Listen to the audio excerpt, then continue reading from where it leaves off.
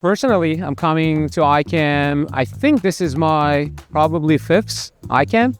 I found it, a place to go. A lot of folks in our community, additive manufacturing community, from academia, industry, previous years, governments, all coming together, share, the greatest and the latest. Here you find, your potential customers, obviously.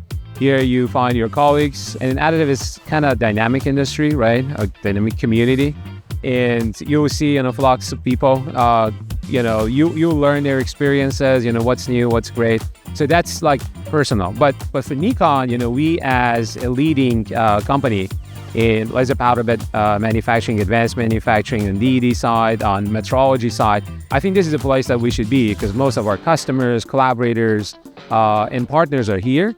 And this is a great opportunity in a week giving us to talk to them, explain, what is Nikon doing, positioning our product, and do some collaborative activities. Actually, we have been able to start some very interesting collaboration that soon we will announce those, and I can provide that opportunity. I think this is really valuable from both personal perspective, but more importantly, from the company perspective.